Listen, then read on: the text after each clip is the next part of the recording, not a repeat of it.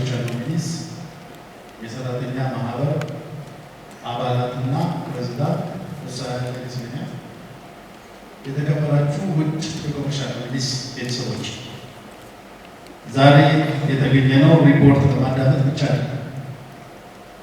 ያለፈውን በግልጽ ለመገምገም ከክፍተቶቻችን ከተግዳሮቶች ለመማር ለሚቀጥለው ደግሞ የተሻለ አፈጻጸም ለማስመዝገብ የሚያስችል መሰረት ለመጣል ነው።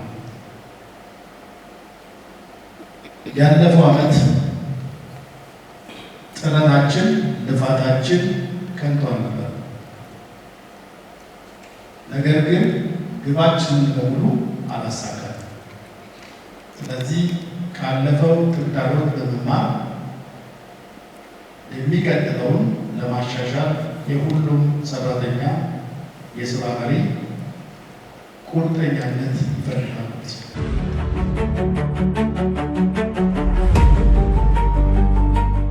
በ2019 ገቢ ከ9.9 ቢሊዮን ብር በላይ ትርፍ ከ1.2 ቢሊዮን ብር በላይ ከታክስ በፊት ለማስመዝገብ አቅደናል። ይህ ትልቅና የተለጠጠ ግብ ነው።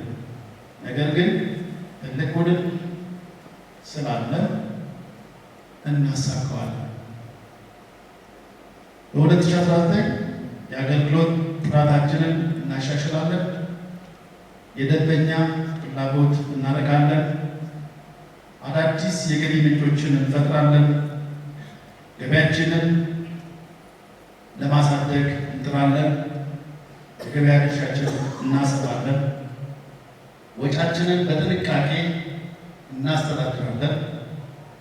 የውስጥ አሰራር ስርዓታችንን እንፈትሻለን።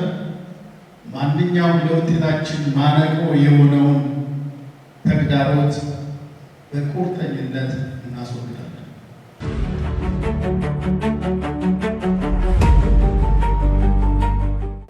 የሀገሪቱ ኢኮኖሚ ያው እንደሚታወቀው 9% እና ከዛ በላይ እድገት አስመዝግቧል።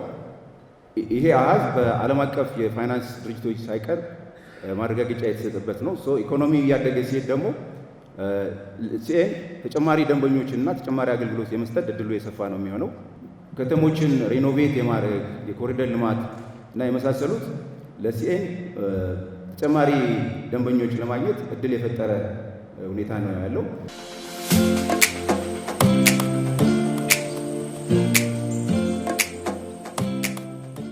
ሚኒስትሮች ይመጣሉ፣ አምባሳደሮች ይመጣሉ፣ ትልልቅ ኢንቨስተሮች ይመጣሉ።